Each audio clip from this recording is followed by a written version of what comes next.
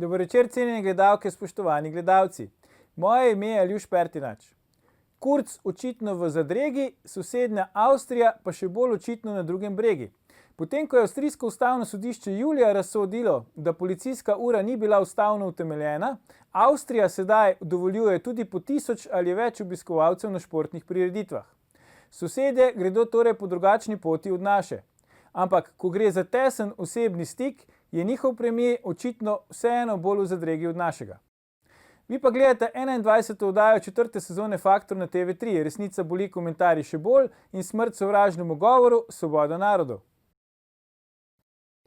Danes bomo za vas komentirali, kaj in kako komunicira Janša. Je največji problem vlade res v komunikaciji? Če bi se Janša le naučil pravilno komunicirati, pravijo. Ali je problem v komunikaciji vlade, bomo vprašali naša dva stalna komentatorja, ki živita od lastne besede. V oddaji sedaj pozdravljam Edvarda Kadiča in mojega voditeljskega kolega Bojana Požarja. Dobrodošla. Živja. Edvard, Bojan, predlagam, da gremo kar k stvari. Danes je Luka Mesec tweetnil, v bistvu se je navezal na en tweet predsednika vlade od včeraj, mislim, da, kjer je rekel, streznite se, ko so bili tisti protesti v Mariboru nezadovoljnih zaradi omejitve gibanja, in je zdaj Luka Mesec rekel, da je Janez Janša tisti, ki se more strezniti, da je pač ima on težavo s komuniciranjem. Pa bi vas za začetek tole vprašal, no?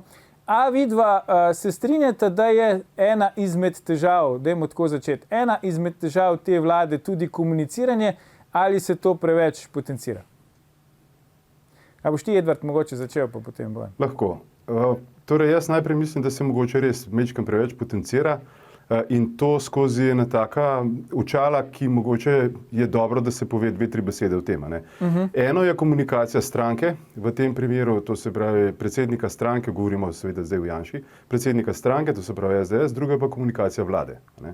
In če glede na močno figuro, kot sam Janša je v slovenskem političnem prostoru, se to zelo hitro potem vse skupaj meče v isti koš in se vse tisto, kar je pravzaprav kar so njegova osebna stališča, kar so njegove neposredne reakcije, pogosto tudi precej direktne, neposredne, na meji tega, kar bi lahko včasih rekli primerno, neprimerno, so pač njegove reakcije. Drugo pa je potem komunikacija vlade. Zdaj vse a priori zmetati v isti koš pa pripisati njegove reakcije v komunikaciji vlade, jaz mislim, da je ta del precej, dajmo tako reči, ni dovolj korekten. Drug problem pa je seveda tudi na strani komunikatorjev vlade, ki pa ne uspejo razlepiti te gmote komunikacije, kaj je vladna komunikacija, ki je v dobro vseh državljanov ali pa ki obsega vse državljane in kaj je v bistvu neke vrste strankarska ali pa koalicijska komunikacija ali pa komunikacija koalicije, ki pa zaseda pač nek del političnega prostora in se bojuje za svoje neke ambicije, cilje, načrte in tako naprej. Bojan? Ja, sej v bistvu je Edvard tukaj dobro razloženo, da je tudi strokovnjak za komuniciranje, tako da je to fajn nekaj razparcelilo po teh regelcih. Jaz se tukaj načeloma strinjam. Namreč jaz nisem med tistimi, ki bi menil, da ima Janez Janša težave z tviti. Jaz mislim, da so pač tviti so njegova neka personifikacija, on se na ta način pač izraža, uporablja ta sodobna komunikacijska sredstva in tukaj jaz ne vidim nobenega problema. Strinjam se s tem, kar pravi Edvard, da so nekateri tviti na meji, lahko jih ocenjujemo tako ali drugače. Pa mislim, drugo je pa seveda ta komunikacija vlade. Tukaj pa mislim, da imajo čisto nekaj tehničnih težav.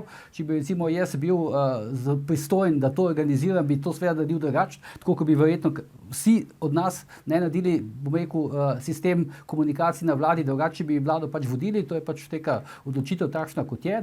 Zdaj, ali je Kacin najboljši ali ne, to je vse stvar presoje, ampak sicer pa mislim, da se to vse skup meče, tako kot prav v isti koš, predvsem pa mislim, da se to zelo politizira.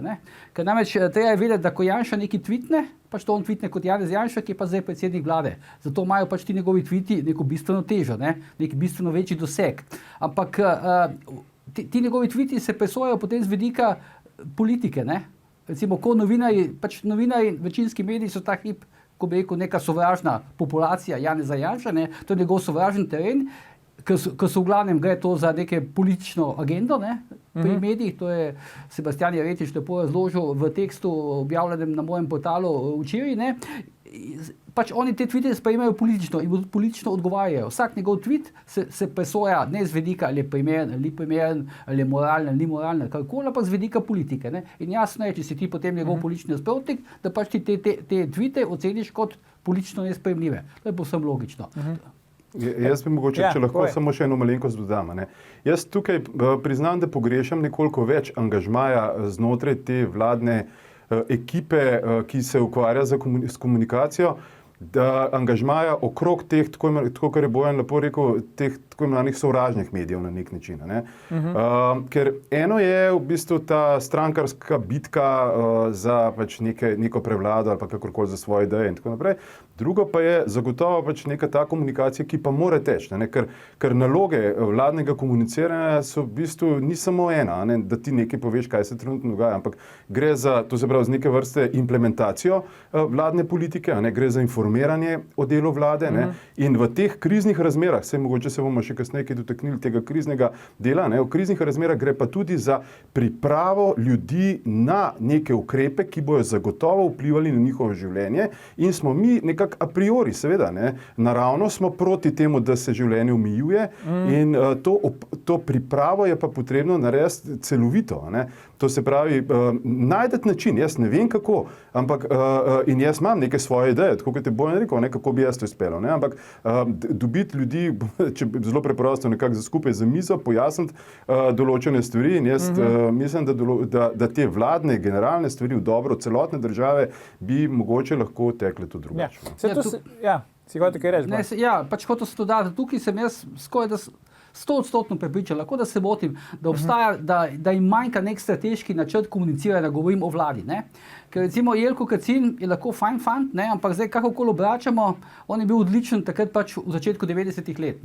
In 30 let je minilo takrat, prišla so družbena omrežja, prišle so čisto neke druge oblike komuniciranja in tako dalje in na nek način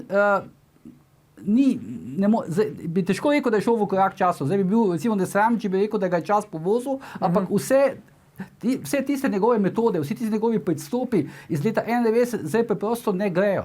Preprosto ne grejo, ker danes ni čas za tiskovne konference, tako kot je bil včasih. Ko je bil Kacin, ko je prišel v Cankarjev dom, edin vir nekih informacij. Danes praktično vse, kar Kacin v nekem momentu pove na tiskovni konferenci, ljudje, tisti, ki to želimo vedeti, že vemo, so že nekje objavljene. In to je čisto nek nov princip, mislim, da se Kacin še zdaj ni navadil. Vse to, kar v bistvu izpostavljate, na nek način pokomentira tudi danes za Dnevnik profesor komunikologije Dejan Verčič. Tudi on recimo pač izpostavlja to, da ni strateškega komuniciranja, da ni načrta, predvsem pravi to, da ne komunicirajo pravi ljudje. Se pravi, lahko si ti dober politik, lahko si dober strokovnjak, to še ne pomeni, da si dober komunikator. Ampak tole me še zanima, a se strinjate recimo s tezo, da logično je, se sta tudi pojasnila oba, Janša pač te tvite more pač tudi objavljati kot nek dušni pastir svoje učice strankarske na ta način tudi skupaj zganja. Logično je, da bo on to počel. Ampak me zanima drugi recimo zdaj funkcionarji, se pravi javni funkcionarji na političnih funkcijah iz SDS-a in tako naprej. Zakaj recimo ni saj tega dogovora na ravni vlade, da bi se jim reklo, ok, pač imate Twitter, tweetajte samo tisto, kar delate in kam ste šli, Nehajte pač recimo politično obračunavati ali pa se odzivati na vsak držlaj s Twitterja. A mislite, da bi kaj pomagalo, če bi recimo to distinkcijo med Janšo pa med ostalimi vsaj potegnili, recimo med ministri in drugimi funkcionarji? Ne vem, lahko recimo prepoveš twitanje, tako kot je recimo Šarec prepovedal twitanje Damirju Črnčecu.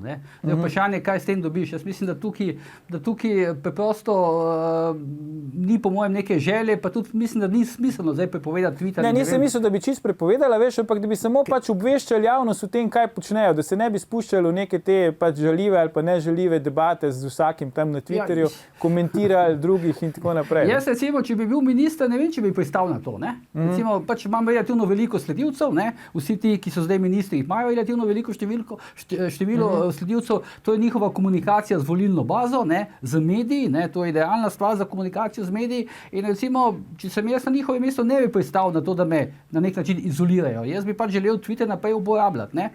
Ampak hočem to bojati, če bi se z enakimi vatli presojalo tvite, kot se jih recimo presoja Mahniča, Pojbiča, pa teh najbolj nekih, kako bi rekel, najbolj zloveščih, ne, Twitterašov, se strani SDS-a, če bi enako presojali Twitter, recimo Matjaža Nemca, ali pa kogarkoli še iz te strani političnega pola, bi prišli do enakih rezultatov, ne. Samo njih se ne presoja, te se pač presoja, ker oni obvladujejo medije, tako da je to nek začaran krog.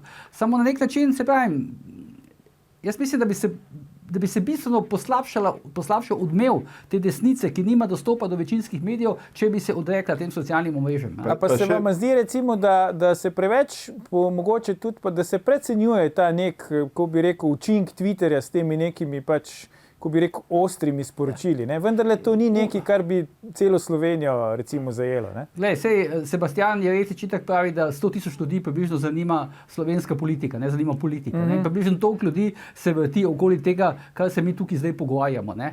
Zdaj, če grem jaz recimo v Hoče, v Hočko Pohorje in tam vprašam ljudi, koliko ljudi je pretekli teden prebralo, recimo videlo tvite Žana Mahniča, me bodo vsi gledali, o čem pa sprašujem. Tako približno je to doseg. Tako da to je zelo relativna stvar. Je pa nekaj zelo pomembno, ne, da so na Twitterju prisotni v bistvu vsi tisti, ki potem delajo odmev naprej. To se pravi, kdorkoli ima nek nabor svojih sledilcev, ima znotraj tega večji nabor sledilcev, recimo, ne vem, od 2000 naprej, recimo, v slovenskem polju, ima znotraj tega tudi en del teh, ki potem odmevajo njihove zgodbe tudi v drugih, če rečem, medijih, televizijah, radijih, ne vem, publikacijah in tako naprej. Zdaj, vsi te prej omenjeni, recimo neki politiki, ki pridajo potem v vlado, imajo nek svoj nabor, tako kot je Bojan rekel, in oni, če danes nehajo, v resnici oni ne bojo več to, kar so. To se pravi... Se nisem mislil, da bi nehali, če bi recimo samo pozitivna sporočila dajali, ali pa sporočali o tem, kaj počnejo, a bi to enako odmevalo, kot recimo odmeva zdaj, ko počneš vse ostalo. Ne, prosto bi... Mislim, da je to hotel Edo povedati. Preprosto bi izginili iz medijev. Ti danes, če hočeš priti v nek medij, moraš narediti nekaj, bom rekel, posebnega, specialnega, bombastičnega. In to so tile tviti. Zdaj pa vsi pa vemo, to smo že v teh stvarih doma, da vsaka reklama je dobra, tudi slaba reklama je dobra reklama. In če bi recimo, ne vem, Žan Mahnič obveščal o tem, kdaj je šel v kino, s kom je igral tenis. Nisem mislil to, sam svoje delo, da bi pač komuniciral to, kar počne. Sej Twitter je verjetno komunikacijsko orodje, da on sporoča, kaj dela. Ja, on je po mojem politik, in on pač njegovo delo je politika in on pač tvita o vsem, kar zadeva pač njegov ta politični lifestyle in to tako pač je. Ok, si bomo oprosti, Edvard, si moramo vzeti krajši premor, ampak ne nam iti gledalke, gledalci, se vrnemo po oglasih, ko nadaljujemo s komentiranjem. Je največji problem vlade Janeza Janše res njena komunikacija? Ostanite.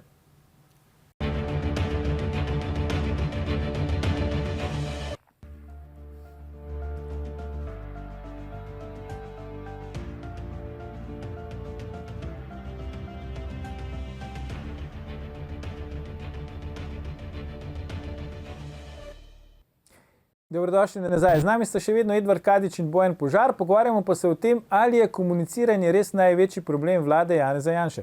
Edvard, Bojan, v prvem delu oddaje smo, se mi zdi, dve stvari ugotovili. Najprej ugotovili smo, da je komunikacija Janše ena stvar, komunikacija vlade je druga stvar in ugotovili smo, da pač Janša svoje komunikacije ne bo spreminjal, ker je pač namensko počne, v bistvu je celo svojo politično kariero na tem zgradu in to tudi mora početi, če hoče to neko medijsko blokado prebiti in te svoje pač volivce in tako naprej držati v pripravljenosti. Zdaj me pa zanima, kaj vi mislite o tem, kako recimo aktualna vlada komunicira svoje dosežke, svoje delo, a je pri tem uspešna ali je neuspešna in pa koliko pri tem nagajajo ali pa pomagajo pač množični mediji.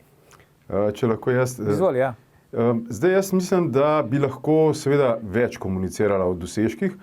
Pravo vprašanje je pa druge, zakaj tega ne dela na pravi način. Prej si omenil, ko smo se pogovarjali recimo konkretno, ali pa mislim, da je Bojan omenil, kar se tiče Jelka Kacina, ta občutek v bistvu, da je nekoliko, da ga je čas povozil na nek način, ne da je zastarel, ampak da je pač to je neka komunikacija, mogoče izpred let nazaj. Jaz se tudi strinjam s tem, predvsem gre za to, da smo danes prišli v dobo vizualnih komunikacij, to se pravi vizualizacije. Recimo, zdaj ne bom šel globje, kaj vse bi ta vlada in kako bi to mogla speljati, ampak bom samo mogoče vrgel kost, dve take male. Eno so v bistvu te infografike. Jaz pač pogrešam bistveno več infografik. Za vsako malenkost infografika s preprostimi piktogrami, s preprostimi izrazi, s preprostimi zaporedji, da to preide šum, ki ga posamezen medij pač svojo naravnanostjo, svojim načinom poročanja in tako naprej, to se pravi dela, da se preide ta šum. In druga stvar je, jaz sem, to se pravi 2 dni nazaj, sem spremljal tiskovno konferenco vlade, kjer je bil en zdravnik, mislim, da se, jaz se opravičujem, če bom pihnil priimek, mislim, da se je Volko pisal, kjer je pač razlagal o tem, kako oni delajo, in kaj se dogaja tam na infekcijski kliniki. Jaz ne vem, ali je toliko težko vzeti 2 kameri, iti na teren, tja noter, to se pravi nekako poskušati posneti to, v bistvu, že če nič drugega, ko smo se pogovarjali, jaz sem tudi par dni nazaj tweetnil, pač to, kako je težko razumeti to v zvezi s poslami, da ni problem iti 200 postelj v IKEA kupiti in jih postaviti, ampak je problem usposobiti 200 ekip, da bo te posle v bistvu nekako oskrbovalo. In je prav ta zdravnik je pač omenil, da tudi to, da imajo oni dodatne sestre, ki jih usposabljajo tam, vendar pa čez par dni vsaj en del teh sester pač gre na bolniško, ker preprosto ne zdrži vsega tega. In zdaj, kako ta problem predstaviti? Mi lahko govorimo o tem, lahko se kregamo na Twitterju, lahko se ukvarjamo z nekimi arhaičnimi modeli. Lahko pa naredimo par posnetkov in te posnetke vrtimo to se pravi po različnih medijih, to se pravi slike in tako naprej. To je, bom rekel, stara dobra resnica, da ena slika, da slika pač pomeni 1000 besed. In če tega, to se pravi komunikacijski strategi ne razumejo, kako aplicirati strategijo, to se pravi kako implementirati, ja potem pa Bog pomaga, Kdo pa so v bistvu Bojan komunikacijski strategi? Sploh jih imajo? Mislim, kdo je po vašem mnenju ali pa po tvojem mnenju, kdo je glavni komunikator vlade, če vzamemo Janšo stran? Ne vem, to bi zdaj jaz težko rekel, pa poznamo v glavnem vse ljudi. To recimo, če smo prej lahko rekli v času, Mira Cereja, da je bil tam, recimo Stojan Pelko, ali pa recimo Arih, za svojo ekipo, zdaj ta hip, ti odkrito povem, da ne bi vedel koga. Jaz ne morem zdaj reči, recimo, da se Uroš Urbanija s tem ukvarja kot direktor Urada za komuniciranje, dvomim, da se on ukvarja za strategijo. Zdaj, na kakšni relaciji to poteka, ne vem. Jaz sem prej nisem prebral intervjuja z Dejanom Verčičem, vidim, da on svetuje, tako kot smo zdaj že ocenili, da ne bi bilo slabo, če bi komunikacijo vodil nekdo, ki ni politik in ne razmišlja politično, ker Kacin, kot vidimo, pride hitro v neke politične spore, na teh tiskovnih konferencah, ker on res pač razmišlja kot politik, ampak če so se že odločili, da bo vlada komunicirala z politikom, zakaj potem za božjo voljo ne komunicira recimo Gantar? On je po vseh anketah javnega mnenja je drugi najbolj popularen politik v državi, najbolj popularen minister Janševe vlade, pa še minister za zdravje, očitno uživa neke simpatije. Pa še zdravnik, Pa še zdravnik, malo govori počasi, po slovensko, nikoli ne veš, bo končal stavek, ali ne, ampak če že imajo tako popularnega ministra, zakaj ga ne dajo komunicirati na mestu Ilka Kacina? Ampak to, da se pa Kacino nekako ne bo išlo, ne vem, jaz ali sem v tej oddaji rekel, ali sem to napisal na Twitterju, ali na Požari Pota, pa že od vsega začetka sem imel občutek, že takrat spomladi, ko je bil prvi val, da za Kacinom na koncu se nekako ne bo išlo. Ja, pa saj to logiko vizualizacije lepo vidimo. Ampak to je pa res, ampak jaz mislim, v tem kontekstu bi sam še to rekel, mislim, da se vlada pravzaprav zelo premalo se hvali za tem, kaj je naredila. Zdaj poslušamo, da ni nič naredila v poleti v pripravah na drugi val, pa slišimo od Beovičeve, da so veliko naredili. Potem neki podatki preprosto se premalo hvali in to, kar je rekel Edo, tega ne zna v bistvu pokazati. Ne zna narediti 5-6 barvnih, oranžnih, rdečih, zelenih grafov in to pokazati. Poglejte, posle imamo, to manjka, to ne manjka, to spladi in tako dalje in tako dalje. To je pa danes res najbolj preprosta zadeva. Edvard. Ja, hotel sem samo še mičkam ilustrirati. To, kar je recimo Trump potegnil potezo s to luštno, simpatično PR predstavnico. Ki je nažalost potem tudi zbolela. Ja, okay, ampak je vizualiziral, je lepo v bistvu pokazal pač točno to, kar je Bojan govoril. Ja, no vse to me je zanimalo. A je težava to, kar tudi recimo profesor Verčič nekako nakazuje, da bi moral tisti, ki komunicira, pač res biti nekdo, ki se s tem ukvarja, nek komunikator. Recimo, veš, ne vem, zdaj lahko bi bil Edvard, lahko bi bil ne vem kdo, Sebastian Jeretič, se ni važno, ampak nekdo, ki komunicira, da se res samo s tem ukvarja s komuniciranjem, ne z epidemijo, s politiko, z ministrsko funkcijo ali z nečim drugim. A manjka en tak komunikator vladi? Po domače povem, to je pač moje mnenje, da tukaj manjka ena 36 ali pa 80 leta gospodična, ne? Idealno bi bilo, če bi bila celo zdaj zdravnica, pa to ni potrebno, ne? Ena strokovnjakinja za komunikologijo, ki bi te stvari počela, ki bi to, kar je vlada naredila, dobro, ne, znala pohvaliti na tiskovni konferenci, ali pa potem, kako bi rekel, nekako zminimalizirati, ne, narediti nek damage control, če bi se karkoli pač šlo v neko napačno smer. To je zelo preprosto. Vse je prej lepo besedo v obliki in sliki, prej Edvard, ko je pač to primerjal za tiskovno predstavnico Bele hiše. Ne.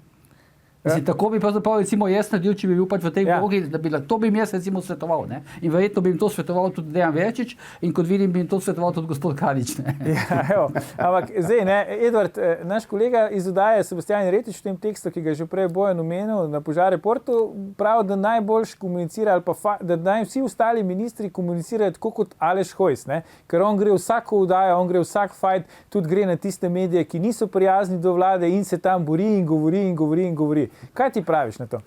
No, jaz moram pač povedati, da meni je Hojs zelo simpatičen, to se pravi kot persona in kot komunikator. Ja, pač v redu je. In seveda ima tudi to kvaliteto, ne, da gre in se bojuje za svoje ideje, za svoj prav. Ne. Zdaj, kar se je v zadnjem času začelo, vsaj mene je začelo to malo prijetno zabavati, je ta strah, da bi nekdo narobe interpretiral ali pa izsekal njegove izjave ali pa ga pač recimo Slak je znan potem, prekinil takrat, ko on potrebuje, ne, v stavku in potem to izjavo mrcvaru in obračal, ne, zato je Hojs začel toliko hitro govoriti, ne, da mu ja nihče ne more vpasti v besedo. Ne. Ampak okej, ne, tudi to je en del strategije, ki jo je potrebno izpeljati. Ne. Jaz bi si želel pač, bom rekel, več takšnih borcev, ne, ker mi imamo odličnega komunikatorja, ki je trenutno pač na poziciji zunanjega ministra. Ne.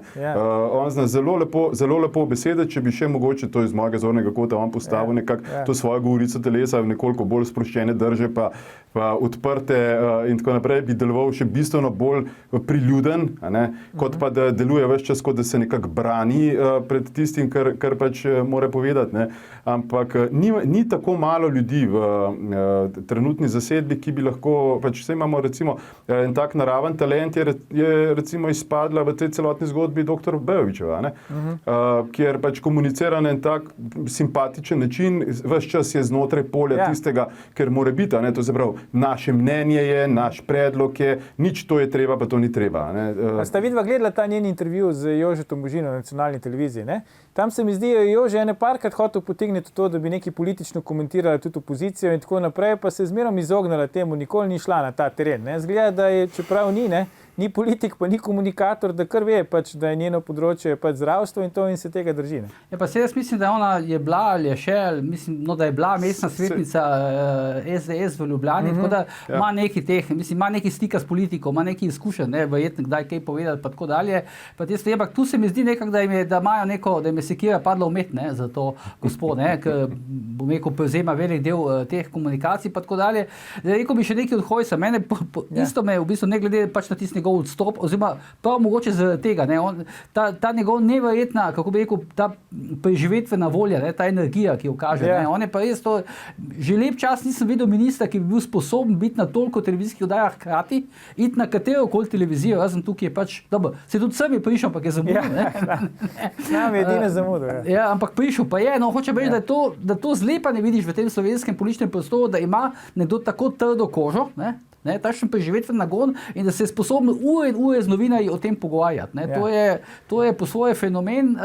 Logar je pa se mi zdi drug fenomen. Ne. Zdaj, pač Logar je mene zunanja politika še malo nekako bolj zanima in spremljam to njegovo delo in to je v bistvu kar fascinanten opus on naredil v teh nekaj mesecih, pa zdaj, če pustimo zdaj te višegrajske, jedrno Evropo in tako dalje, ampak on resnično dela. Ne. Jaz sem recimo zadnjič prebral tisti intervju z njegovim tiskovnim predstavnikom Aleksandrom Gržino, ne, ki je v bistvu daleč od tega, da bi bil desničar, je v bistvu prej na levici kot ne, ki je preprosto povedal v intervjuju za Delo, da bi prejšnjih 2 zunanjih ministrov, Erjavca in pa Cerarja, zunanja politika sploh ni zanimala. To je v bistvu, glede na to, da obstaja možnost, da bo Erjavc spet zunanji minister, zdaj kot vidim, pa vse podpredsednik vlade, pa hočem to reči, jaz nisem vedel, da Logarja zunanja politika zanima, ampak zdaj se je dejansko pokazalo, koliko se da narediti, in Slovenija je na nek način zdaj postala, mislim, je na nekem zemljevidu, te zunanje politike. On se je prej se v stranki s tem ukvarjal. Res pa je, da pa komunicira tako, kot ga je prej Edvard zelo dobro opisal. Ves čas daje občutek, da je neki napaden, da se mora neki braniti, udari nazaj tudi, ne špara, ampak nima pa neke proaktivne politike komuniciranja. In podoben problem je tudi Hojs. Hojs se sicer bojuje, ampak ves čas imaš upravka z nekim Davidom proti Goljatu. Da je on je v vlogi tega Davida, pogumno se bojuje in je to... To je pravo vprašanje, tukaj je nekaj drugega, da gre skozi to, če pogledaš Logarja, če pogledaš Hojsa in tako naprej, govorimo mi to o naravnanosti, kar pomeni, da še niso izpregali iz opozicijske drže v pozicijsko držo, in če je to, kdaj pač bojo. Ampak vse slovenska politika je tudi na tem področju komunicira popoln fenomen. Vse verjetno veste, ameriški politiki, ko pridejo v senat, vsako jutro si dajo sami od sebe make-up gor, ker ves čas, cel dan upajo, da bodo dali kakšno izjavo za televizijo. Zdaj pa, pa nas pa ljudje bežijo pred novinarji, smo gledali te poslance Desusa, zdaj v tem času, ko se je tole Pivčevo odstajalo, njihov največji strah je bil to, da jih bo novinarji kaj vprašali. Menda so bili čisto panični, bledi v teh svojih pisarnah poslanske skupine, ko so vedeli, da izuni čakajo Suzana Pervan pa tiste novinarke z mikrofoni. Tako da je v bistvu pri nas je neke vrste politiki si ne želijo komunicirati, čeprav je to eno od njihovih osnovnih opravil. Ampak Bojan, zakaj recimo ima po tvoje vlada problem komunicirati, kar dobrega naredi? Zdaj, če se malo pohecam, v vdaji je bil tudi v ponedeljek pri nas Igor Lukšič, z njega bi težko rekli, da je neki janšist, ampak je on v vdaji recimo povedal, se je vlada je probala, pa je hotela narediti nek tečaj hiter za medicinske sestre dodatne, pa so se pol zbunili na šoli, ker pa so rekli, da to ne bo v redu, ker moraš 5 let hoditi v šolo in tako naprej. Če recimo Igor Lukšič zna to razložiti, zakaj oni sami ne znajo tega razložiti pol, recimo, da so probali zagotoviti dodatne kadre in kakšne so pri tem uvire in tako naprej. To bi jaz rekel, to jaz ne vem. Ampak tudi jaz, recimo, malo spremljam nekako sejo vlade, pa sem šele pred kratkim prebral, kaj je pravzaprav ta vlada, 3-4 dni nazaj, kaj je pravzaprav ta vlada v tem času med obema valoma COVID-a naredila. Tudi jaz tega nisem vedel. Skratka, res so premalo proaktivni pri promoviranju. Mislim, ne vem, zakaj mi je nerodno se z nečim pohvaliti. No, ker tukaj je tudi dobro, recimo, pogledati te same komunikacijske stile. Da če pogledaš recimo nekega Macrona, Macron zelo rad dramatizira, zelo rad govori o tem, da se bo francoski narod boril do konca in da ne bomo izpustili nobenega ven. In seveda zraven oportuno razloži, da bo to toliko in toliko stalo, seveda. Medtem recimo nek Conti ali pa Merklova recimo to zelo tako nagovarja ljudi, nagovarja njihovo... Starševsko bolj, ne? Ja, nekoliko bolj starševsko. Pri nas imamo pa stil komunikacije v smislu predvsej tako konzervativno, v smislu tako logično. Pač prepravili smo se, naredili bomo vse, kar je, videli bomo, kaj bo, dali bomo vse od sebe in tako naprej. In če bi bilo nekoliko več tega, dajmo tako reči, ameriškega napihvanja v ozadju, ne bi bilo nič slabo, ne bi bilo nič narobe, ker bi na ta način vsaj izvedeli, kaj vse počnejo. Ker roko na srce ni težko trenutno verjeti, da se veliko ni naredil, ker v resnici nič ne vemo. To zelo plaho potem prihaja ven, da je to, recimo, jaz sem pač bil presenečen, ker je tale dr. Volkov razlagal o tem, v bistvu, kako usposabljajo sestre in tako naprej, in kakšne težave so pri samem usposabljanju. Tako da... Jaz ne vem, če je to ta zdravnik... Malo je težko, po mojem, ni tako enostavno pa nas pogruntati točno, kaj pravzaprav, kakšen stil komuniciranja bi najbolj užgal pri volivcih. Recimo, učitajo pač zdaj Janši, da novozelandska premierka zna vsaj komunicirati, oziroma zna vsaj prijetno napovedati izredno stanje, ali pa policijsko uro, ampak jaz si ne znam si predstavljati, če bi Janša naredil to, kar je naredila ona, da prideš na televizijo in policijsko uro napoveš v trenerki z obema otrokoma, če bi to Janša naredil, se predstavljate, kakšen odziv bi to bil po medijih. Mislim, po mojem bi ga raztreščil. Edini politik, ki je poskušal neko amerikanizacijo v to komuniciranje vnesti, je bil Borut Pahor. In kaj se je zgodilo? Ko je začel po ameriško komunicirati, so mu rekli, da ponižuje funkcijo predsednika republike. Tako da pa nas je to malo začaran krog. Je bil pa še enkrat izvoljen, se pravi. Je bil še enkrat izvoljen. Se oba dva sta ves čas izvoljena. In če bi še tretjič, bi verjetno bil. Ne, jaz sem bolj aludiral na to, da ne bi bilo nič narobe, če bi se... Jaz sem bil nad Pahorjem, mislim, 3 leta nazaj sem slučajno skupaj z njim štartal Ljubljanski maraton. In tistih 10-15 minut, ko smo bili v boksih, jaz sem prvič to videl, mislim, to je res neverjetno. Ljudje pridejo tja in se hočejo z njim delati selfije. Jaz mislim, da ga ni politika v državi, s katerim bi ljudje hoteli delati selfije, razen pač njegova strankarska baza, neki strankarski srečni. Pri Pahorju je to res fascinantno. In on se preprosto odziva na ta ameriški način. No, ampak jaz sem bolj aludiral na ta ameriški način v smislu, da se je potrebno tudi pohvaliti včasih. In dati v ospredje svoje uspehe. Se v končni fazi nekaj je pa vse nam je uspelo. Tudi pod to vlado izpeljati in tako da ves ta čas, razen to, da v poletju ves čas poslušamo o tem, kako smo se s Hrvati nekaj zmenili, pa kako smo pač prosto se prehajali gor in dol. Nihče praktično ne ve, kakšne priprave so bile ves čas v zadju. In v resnici sploh ni težko verjeti, da res ni prav veliko pripravljenega. Tako da tisti, ki nečkam bolj spremljamo, to seveda ujamemo potem, da je bilo Beovićeva je konec avgusta govorila, da bo to, kar se dogaja zdaj. Ona je to konec avgusta že napovedovala.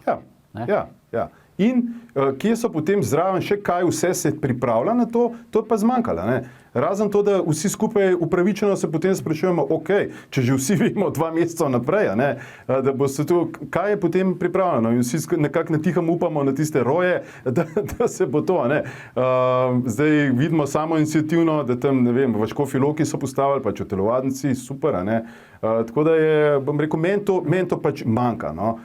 Da bi se znali pohvaliti, da bi se znali potrkati po prsih, dali to v ospredje in rekli, to delamo za našo skupno dobro. To ne delam zdaj za svoje politične točke, ampak za nas vse. Pa malo bi bilo verjetno, kakšno treba tudi reči o tem, kako v zvezi z COVID-om komunicira opozicija. Ker to, da se recimo z vsemi sredstvi, po vseh socialnih omrežjih, na vseh tiskovnih, bom rekel, sesuva dobesedno vsak ukrep, ampak vsak najmanjši ukrep. To je res neverjetno. Jaz tega nikjer tukaj v Evropi nisem videl. Da novinarji na tiskovnih konferencah sprašujejo take neumnosti, da mi je nerodno, da se ukvarjam s tem poklicom. Recimo, kako je to možno, da se minister za notranje zadeve vpraša, če policijska ura, pod narekovaji, velja od 9 zvečer ali lahko od 9:05 pelješ psa na WC. Mislim, kako je možno to nek novinar vpraša? Mislim, seveda potem Hojs reče, ja, seveda to je izjema, čeprav jaz nisem videl, da bi bilo kjerkoli napisano, da je to res izjema. Hoče povedati, da take malenkosti, bizarne malenkosti novinarji sprašujejo, da to res nekaj ne ve. Ampak moraš pa nekaj priznati, da okolje, v katerem ta vlada deluje, je sovražno okolje. To je treba. Ampak moraš pa tudi priznati, da je to vlada tudi vedela, ko je vstopala v to okolje. Zdaj, vsak politik z vlade, ki mi reče, poglej, kaj nam delajo, vse ste vedeli. Točno to. Ne hodi v kuhinjo, če je vroče. In v bistvu so nenazadnje en velik del tega sami krivi, da ne pelejo tega tako, da bi vse skupaj bom rekel, bilo bolj njim v prid, in to govorim zdaj o strankarski ideji, na nivoju vlade pa seveda, da bi mi vsi skupaj imeli mogoče, ne glede na sovražne medije, ker večkrat očitno na trenutke, jaz moram reči, sem zgrožen, ko spremljam kakšno oddajo ali pa kakšne izreze, kaj se pravzaprav dogaja in kako nizko se posamezni mediji spustijo. Ampak kljub temu, to je nekaj, s čimer je potrebno pač pričakovati, s čimer je treba delati. Ravno tako, kot da bi rekel, to, kar se dogaja recimo za komentarji, kaj se tega Lepotrča, pa Wernarja, pa tako naprej, to je nekaj izrednega v Sloveniji. To sploh ni res.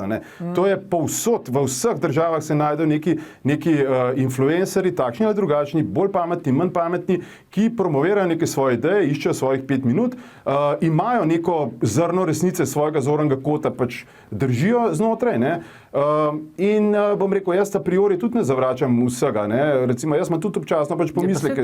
To je stvar. Meni se pa to zdi kul, če je to mnen. To je res, ampak to, da pa ti pravzaprav nimaš pravih odgovorov na to, to je pa v bistvu se pa pač potem potrebno vprašati. Mi danes govorimo vedno, ne samo danes, ne? Prav to sovražno medijsko okolje pa tako naprej, to vse drži. Ampak če pogledamo zdaj recimo primer, ko pa vlada sama komunicira, ne? Ko recimo Tomaž Gantar, mislim, da marca reče, da imamo zdaj 500 postelj, oziroma ne marca, malo kasneje, potem pa Janez Janša zdaj reče pred kratkim, evo, bomo to videli na ekranu, da imamo 400 postelj. Ne? Se pravi, ne bi se smeli zgoditi, da predsednik vlade reče, da imamo 100 postelj manj, kot je rekel par mesecev prej njegov minister. Ne? Se pravi, v vsaki drugi državi bi pač predsednik vlade rekel, da imamo več postelj. Ne? Zdaj je bilo to res ali ne, je drugo vprašanje. Zdaj, zakaj recimo prihaja do teh težav, da enostavno ko pogledaš, ko potegneš črto, ne, pa rečeš, da bi vsaj vsi enako govorili. Ti si prej dobro izpostavil oboje. Ne. Se pravi, policijska ura, pa nekdo dvigne roko, kaj pa če psa peljem, ja, to pa je izjema. Skratka, tega ne vidimo, ne, v tujini. Skratka, ni tega,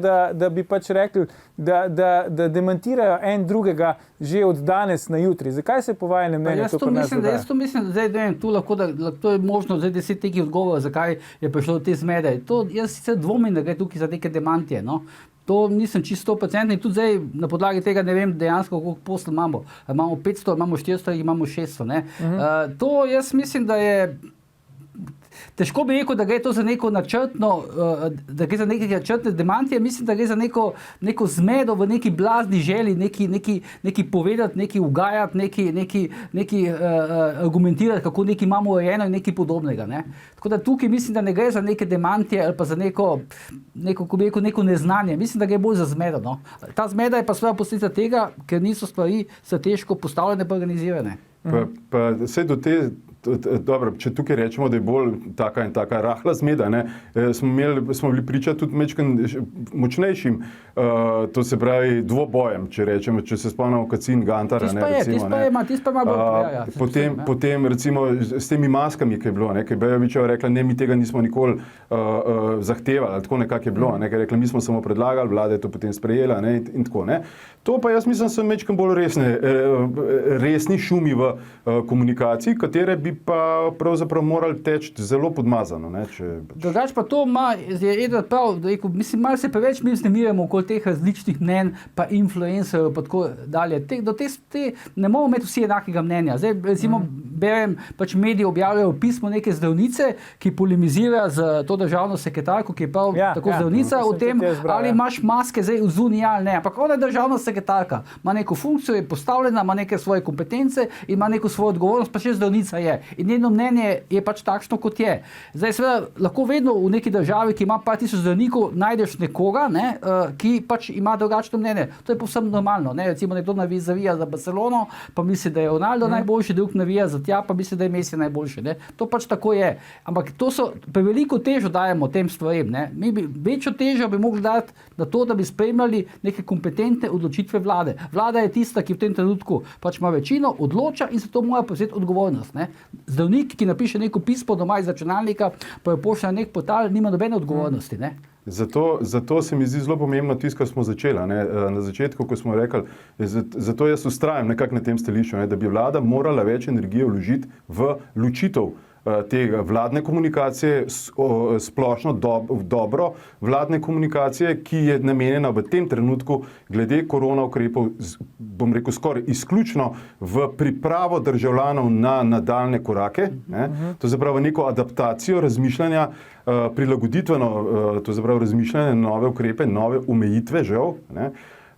Drugo pa je potem to kresanje mnenj o različnih pristopih in tako. Tako da se bi nekako to ločili. Je pa po mojem to zdaj kar nek realen problem, ker nihče ta virus očitno stroka slabo pozna, nihče ne ve, kaj se bo s tem virusom dogajalo in je po mojem blazno težko zdaj recimo napovedati, kaj se bo dogajalo v naslednjih 2 tednih, 3 tednih in kakšne odločitve bodo recimo najbolj primerne, da bodo zdaj sledile. To je po mojem praktično nemogoče. Aljuš, recimo ti si uvodoma pač povedal to situacijo zdaj v Avstriji. Jaz sem bil recimo pred 3-4 dnevi, sem prekolesaril čez in tam je recimo pač v lokalih je taka situacija, kot je bila pri nas pred enim tednom. Ne? Se pravi, na tako imajo maske, ti, če greš noter naročiti pijačo, moraš imeti masko, zunaj sediš brez maske. To smo imeli mi pred enim tednom. Ne? Vprašanje je, recimo, kaj bomo imeli mi jutri in kaj bodo imeli Avstrijci po jutrišnjem. Tega ne vemo, lahko pa napovem zaključek vdaje, ker nam je zmanjkalo časa. Edvard Kadič, Bojan Požar, najlepša hvala za vajine današnje komentarje. Gledalke, gledalci, to je bil komunikacijski, že 478. Faktor na TV3. Jutri ne zamudite najboljše vdaje tega tedna, mi pa se v živo spet vidimo prihodnji ponedeljek, ko bomo komentirali, kdo zmaguje, korona ali mi. Predvsem pa ne pozabite, ni vseeno, kdo kaj reče.